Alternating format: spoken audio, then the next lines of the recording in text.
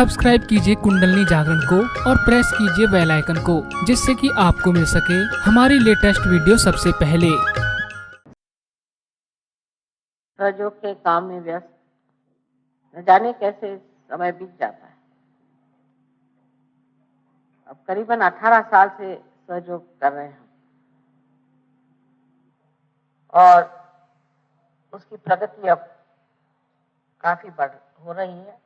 आपने देखा किस तरह से इसकी प्रगति बढ़ रही है। अब जन्मदिन के दिन हमारे तो आपकी सबकी स्तुति करनी चाहिए और सब अच्छा ही कहना चाहिए। लेकिन एक ही बात मुझे जो समझ में आती है, जो कहनी चाहिए, वो है कि अपनी गहराई को बढ़ाना है। अपनी गहराई को बढ़ाना बहुत जरूरी है और ये गहराई हमारे अंदर है, कहीं ढूंढने नहीं जाना है, अपने अंदर बस गहराई है। लेकिन जब हम गहराई को बढ़ाते हैं तो देखना चाहिए पहले कि हम स्वयं कहाँ खड़े हैं। इसको पहले जान लेना चाहिए कि हम स्वयं कहाँ खड़े हैं, और उसे जानने के लिए एक तरीका है, सहज सरल तरीका है कि अपनी ओर दृष्टि करें। जैसे कि हमारा व्यवहार कैसा है, हम क्या करते हैं, हम किस तरह से अपने मन में विचार लाते हैं, हमारे तौर तरीके कैसे हैं, हम अपने को कहाँ तक सीमित रखते हैं। जैसे शुरुआत में जब दिल्ली में काम शुरू किया तो लोगों के तो अंदाज ही और थे, मैं तो एकदम सकुचा गई, क्योंकि उस वक्त किसी को कुछ मालूम ही नहीं था पूजा के बारे में। सब प्लास्टिक की डिब्बिया में सामान लेके सब लोग पहुंचे तो मेरी तो हालत खराब गई। मैंने कहा अब तो इनका क्या होगा बेचारों का, तो अज्ञानी, इनको कुछ पता ही नहीं है।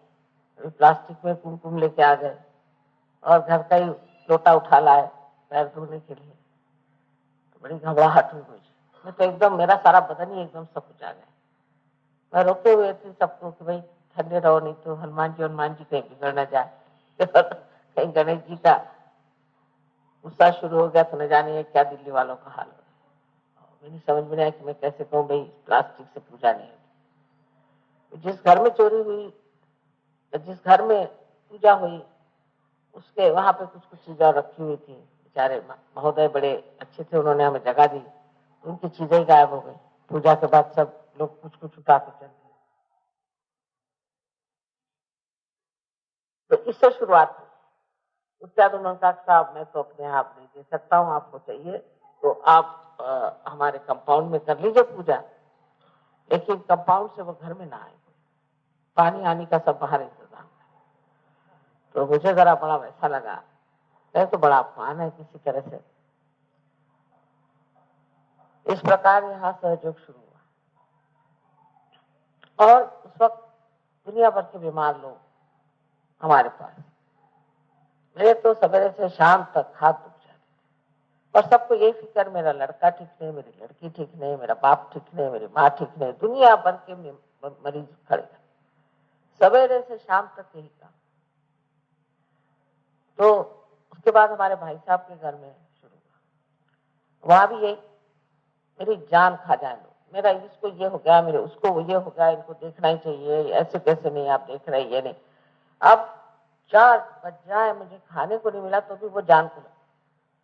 उसके बाद टेलीफोन पे टेलीफोन, नहीं हम माता जी से बात करनी है, जैसे कोई सबका एकदम मेरे ऊपर अधिकार ही हो पूरी तरह। तो उसके बाद जो फॉरेनर्स आने शुरू हुए तो उसमें भी बड़ी हालत खराब कर दी हमारी यहाँ पे। एक तो बीमारी से मैं बिल्कुल तंग आ गई, जिसको देखो ये मिनिस्टर आ रहा है तो वो आ रहा है तो ये आ रहा है। अब सब लोग सोचते हैं हम बड़े महत्वपूर्ण है, हमारे बच्चे बड़े महत्वपूर्ण है, हमारे रिश्तेदार बहुत महत्वपूर्ण है। और यहाँ तक कि अस्पताल में भी ठेल ठाल मैंने कहा यार सहयोग कैसा हो गया, लोग तो इतने उथले लोग हैं, इनको तो और कुछ सूझता ही, इतनी जबरदस्ती। फिर उसके बाद हमारे भाई साहब के हमारे प्रोग्राम शुरू, तो वहां कुछ उन्होंने बिगड़ना शुरू किया कि तुम लोग सारे स्वार्थी हो, सिर्फ हमारी बहन को इसलिए सताते हो कि उसको बीमारी ठीक करे, उसकी बीमारी ठीक करे, बड़े स्वार्थी। तुम लोग क्या करने वाले हो सहयोग के लिए? यहाँ रहने के लिए तक उनको जगह नहीं, उसने अपने पैसे से आदमी बेचारी सब कुछ है, सबको भगाया, जितने बीमार थे सबको भगाना शुरू किया। खबरदार अगर कोई बीमारी की बात करे तो उसको नहीं बताना। जब उन्होंने ये शुरू कर दिया तब संख्या बहुत कम हो गई, लेकिन कायदे के लोग थोड़े शुरू। उसके बाद यहाँ परदेसी लोग आए और शादियां वादियां की हमने, तो वो परदेसी लोगों से भी तुम हमारे लिए फॉरेन एक्सचेंज दे दो, इतना पैसा हमको दे दो, तो नहीं तो फिर इसमें ऐसा ठीक हो जाएगा कि हमारे विलायत हमारे रहने का इंतजाम कर दो, ये सारा इंतजाम। फिर मुझसे इतना खाने पीने का पैसा लिया कि मेरा तो दिवाला बच गया, साथ की सारी बैंक ही खाली चली। फिर मैंने कहा अब मैं यहाँ दिल्ली नहीं आने वाली, क्योंकि इनसे रुपया भी नहीं लेते थे खाने, और जितना खर्चा हुआ मैं तो बिल्कुल इतनी तंग आ गई कि हम लोग यहाँ दिनों में, मैं बात कर रही हूँ आपको ईयर 74 75 74 में आए थे शादी तुम्हारी, 79 79, सो 77 से 79 सब बैंक खाली हो गया। और मैंने कहा करें क्या? तो जैसे कि पहले ये कि बीमारियां ठीक हो रही, बड़े लो लेवल लोग होते हैं जो सबकी बीमारियां ठीक कराने को लगे रहते, इसका मतलब कि इनको परम का मतलब ही नहीं मालूम, परम पद में आना नहीं चाहते। जिनकी बीमारियां ठीक करनी है उनको अगर कहें कि आप फोटो दे दीजिए, उनसे कहना करें, वो तो फोटो लेंगे नहीं, वो तो मानते नहीं सहयोग को। हाँ ऐसा, तो फिर उनको क्यों तुम परेशान करो माँ? फिर उससे प्रेशर और करने का कि वो वाइस प्रेसिडेंट साहब मिलने आ रहे।